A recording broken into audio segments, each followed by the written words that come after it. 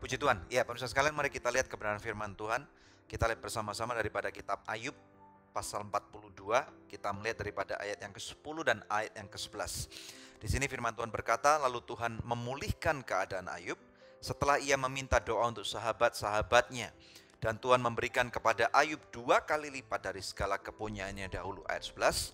Kemudian datanglah kepadanya semua saudaranya laki-laki dan perempuan dan semua kenalannya yang lama, dan makan bersama-sama dengan dia di rumahnya. Mereka menyatakan turut berduka cita dan menghibur dia oleh karena segala malapetaka yang telah ditimpakan Tuhan kepadanya, dan karena mereka masing-masing memberi dia uang 1 kesita dan sebuah cincin emas.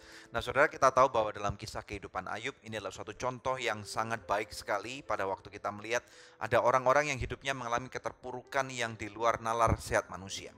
Ya, namun demikian kita tahu bahwa pada waktu diri kita mengalami keterpurukan, tentunya hal itu tidak mudah, pemirsa sekalian, ya. Apalagi kita tahu ada satu peribahasa pada bahasa Indonesia, ada gula dan semut. Kemudian pada waktu gula dalam kehidupan kita atau hidup kita tidak lagi baik seperti dulu, kita mulai melihat bahwa ada begitu banyak orang-orang yang dulunya suka dekat kepada kita, kemudian bagaimana mereka tidak lagi suka dekat kepada kita.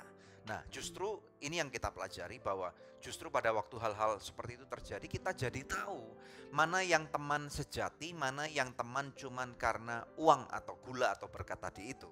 Nah, kita belajar daripada apa yang terjadi pada kehidupan Ayub.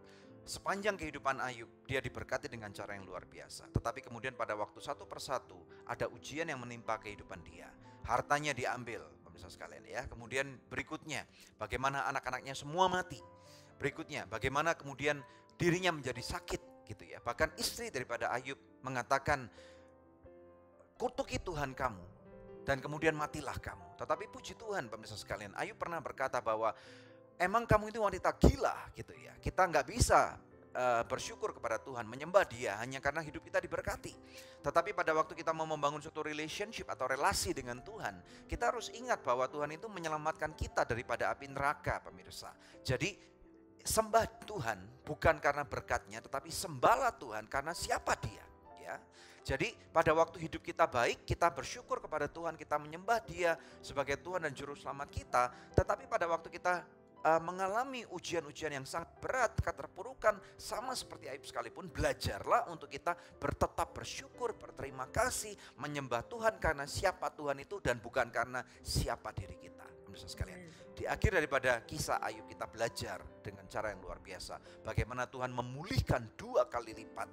Bahkan di sini dengan jelas dikatakan di ayat 13, ya, ia juga mendapat 7 orang anak laki-laki dan 3 orang anak perempuan. Mengalami pemulihan, anak-anaknya dipulihkan kembali. Dia mendapatkan anak-anak kembali. Ayat 14, dan anak perempuan yang pertama diberi nama Yemima, kedua Kesia, dan yang ketiga Karen Hapuk. Di seluruh negeri tidak terdapat perempuan yang secantik anak-anak Ayub, dan mereka diberi ayahnya milik pusaka di tengah-tengah saudara-saudaranya laki-laki.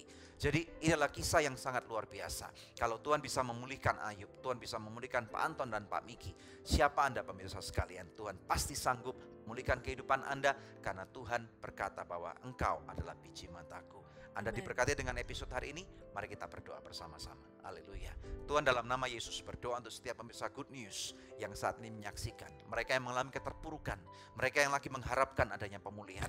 Di dalam nama Tuhan Yesus Kristus, aku ucapkan pemulihan pada kehidupanmu. Terjadi restorasi dalam segala hal. Nomor 1, kesehatan. Nomor 2, pengenalan akan Bapa yang baik. Nomor 3, akan keuangan.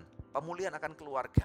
Apapun yang menjadi kebutuhan ataupun kerinduan hati saudara, saat ini terimalah kasih karunia Tuhan di dalam nama Tuhan Yesus Kristus terjadi pada kehidupanmu. Melepaskan berkat, hikmat, dan juga pengenalan yang sejati akan Kristus. Terima, pemirsa sekalian, berkat Tuhan melimpah. Haleluya. Yang percaya bersama dengan saya katakan amin. Haleluya. Hai pemirsa, Anda diberkati dengan episode yang baru saja Anda saksikan. Jangan lupa subscribe di channel YouTube kami, oke? Karena masih ada begitu banyak episode Good News lainnya yang pasti akan memberkati kehidupan Anda.